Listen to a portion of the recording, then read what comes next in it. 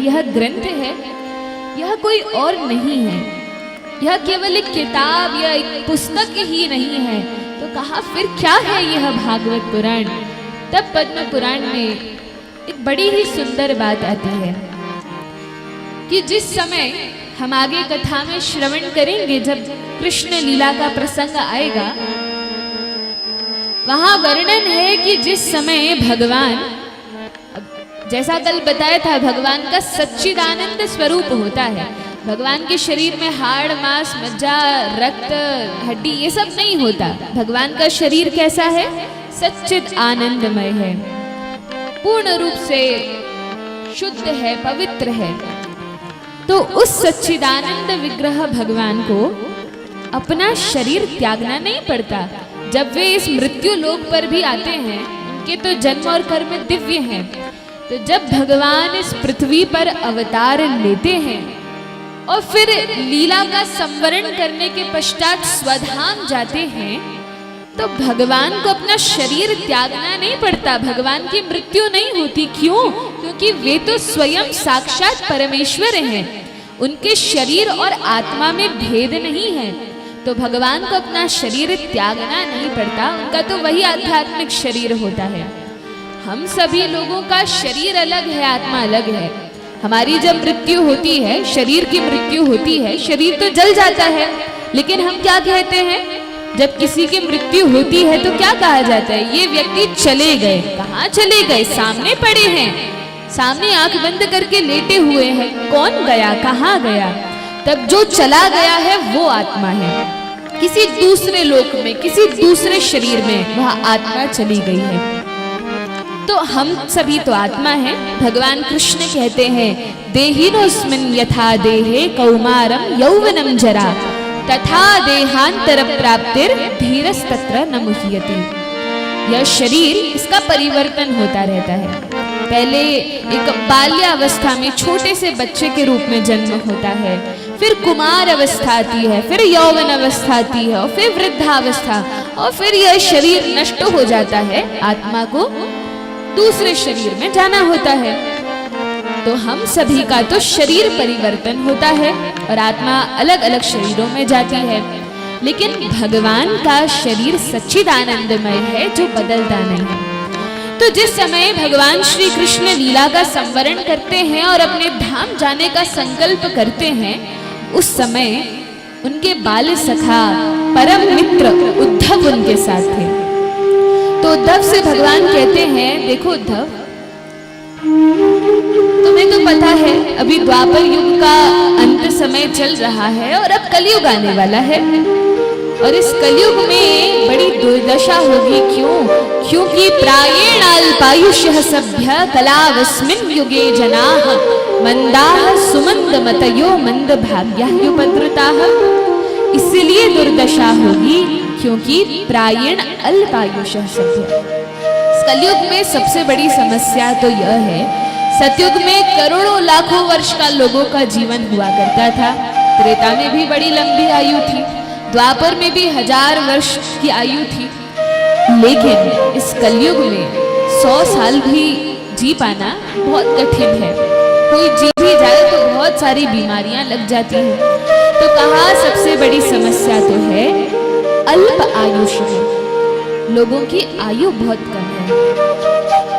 फिर कहा मंदाह सुमंद मतयो, आयु भी कम है, और मनुष्य जीवन इसलिए मिला है ताकि इसके माध्यम से हम भगवान तक पहुंच सकें। लेकिन अब आयु कम है अर्थात समय कम है, लोगों को पता ही नहीं है क्या करना है, बुद्धि भी कम है, भाग्य भी मंद है। लेकिन उद्धव, मैं तो इन जीवों से प्रेम करता हूँ, मैं चाहता हूँ ये सभी मेरे बालक हैं और मेरे पास शीघ्रातिशीघ्र आ जाए। क्या संबंध है हमारा भगवान के साथ? वे भगवान है, वे परमात्मा, हम सब छोटे मोटे जीव। भगवान ने कहा नहीं नहीं, तुम सब मेरे ही सनातन अंश हो, हमारे अंश को ही तो हम पुत्र कहते हैं अथवा पुत्री कहते हैं। तो भगवान श्री कृष्ण भगवत गीता में साक्षात अपने मुख कमल से कहते हैं, ममैवांशो जीवलोके जीवभूतः सनातनः मनः षष्ठानि इंद्रियाणि प्रकृतिस्थानि कर्षति। इस संसार में जितनी भी जीवात्माएं हैं ये सभी मेरे ही सनातन अंश हैं, मेरे ही अंश हैं, लेकिन अब इस जगत में आके, इस शरीर में आके माया के बंधन में फंस गए हैं। जैसे ही जीव इस संसार में जन्म लेता है, जैसे ही किसी को शरीर मिलता है, तो जो माया देवी है, माया है, वो उस जीव को झपट लेती हैं और फिर वह माया के बंधन में बंध कर भगवान को धीरे धीरे भूलने लगता है, भूल जाता है और संसार में धन कमाने के लिए, सम्मान कमाने के लिए, समाज में अपनी पहचान बनाने के लिए इन सब कामों में व्यस्त हो जाता है। लेकिन ये भूल जाता है कि मैं आया किस लिए था और मुझे यहाँ करना क्या है। मैं ये नहीं कहती कि धन नहीं कमाना है, समाज में अपना स्थान नहीं बनाना है। कुछ समय इस संसार में रहने के लिए इनकी भी आवश्यकता तो है, धन की भी आवश्यकता है, समाज के लोगों की भी आवश्यकता है, लेकिन इसका अर्थ यह नहीं कि हम इसमें इतने पागल हो जाएं कि हमारा जो मुख्य लक्ष्य है उसको ही भुला बैठे। आज हम कहीं पर भी जाते हैं, कथा सुनते हैं या कोई भी धार्मिक कार्य करते हैं तो उसके पीछे सोचते हैं कि हमारा स्वार्थ क्या है। ठीक है, स्वार्थ भी पूरा होता है, तो भी यदि हमें भगवत चर्चा सुनने का अवसर मिलता है तो कम से कम उतने समय ध्यान पूर्वक बैठकर सुनना चाहिए और केवल सुनना नहीं, उसके बाद उस पर अमल करना चाहिए, स्मरण करना चाहिए कि सच बात है, जीवन में सब कुछ किया, लेकिन क्या भगवान के लिए अपना कुछ समय निकाला? क्या भगवान के लिए कुछ किया? वैष्णव संप्रदाय के एक महान आचार्य भक्ति विनोद ठाकुर, बंगाल में जिनका जन्म हुआ था, वे कहते हैं कि इस संसार में जब किसी जीव का जन्म होता है तो जन्म लेते ही बालक रोता है। क्यों रोता है और क्या क्या रोते हुए कहता क्या है?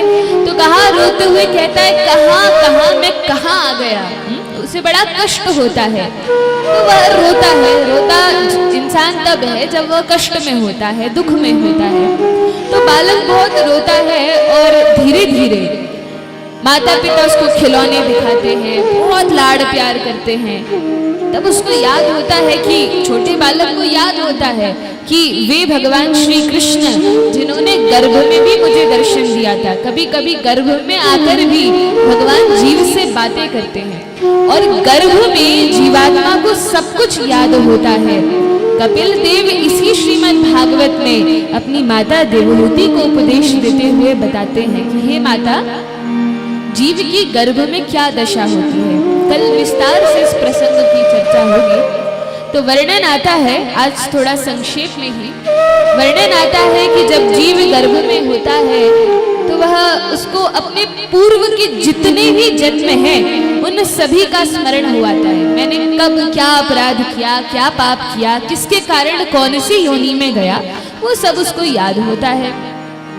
और फिर गर्भ में रहकर जीव भगवान से कहता है कि हे भगवान, मुझसे अनेक बार गलती हुई है, अनेक बार मैंने आपको ठुकराया है, मैं आपको भूला हूँ, लेकिन भगवान मैं संकल्प लेता हूँ, मैं निश्चय पूर्वक कहता हूँ, एक बार आप मुझे इस गर्भ से निकाल दीजिए, इस नरक से निकाल दीजिए, निकलते ही भजन में लग जाऊंगा।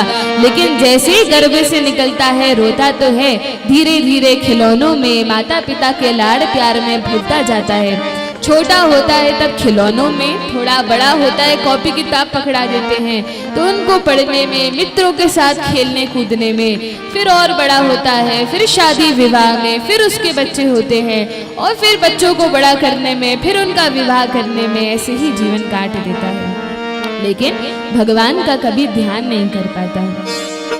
तो वे हरि, वे कोई और नहीं है, वे हमारे ही हैं और उनके अलावा वास्तव में कोई है नहीं हमारा। क्यों? क्योंकि वे तो हर जीवन में ही हमारे साथ होते हैं। हृदय में कहाँ होते हैं, हमें तो नहीं दिख रहे सामने, सामने कैसे दिखे? वैसे तो भगवान हर ओर हैं, सब जगह हैं, जले विष्णु स्थले विष्णु विष्णु पर्वत मस्तके ज्वाला माला कुले विष्णु सर्वम विष्णुमयम जगत। एक एक कण में भगवान व्याप्त हैं, लेकिन मुख्य रूप से परमात्मा के रूप में भगवान हमारे हृदय में भी निवास करते हैं। हृदय में भगवान का निवास है, तो वे तो सबसे अधिक समीप हैं, सबसे अधिक पास हैं। इसीलिए भगवान के नाम का भजन करना चाहिए, क्योंकि यही जीवन का सार है। इस जीवन में जितना समय भगवान की भक्ति में हमने लगाया है, जितना समय भगवान का नाम लेने में लगाया है, पूरे जीवन से 60, 70, 80 वर्ष जितनी भी आयु है, केवल उतना समय जितना भगवान को दिया। केवल आप हैं, पार्षद हैं, भक्त हैं, तो उन्हें आज्ञा दे देते हैं। कहा उन्हीं को आज्ञा दे देंगे, लेकिन यहाँ पर जितने यहाँ सरोवर है, जल, हरि का भजन करो, हरि है हमारा। हरि का भजन करो,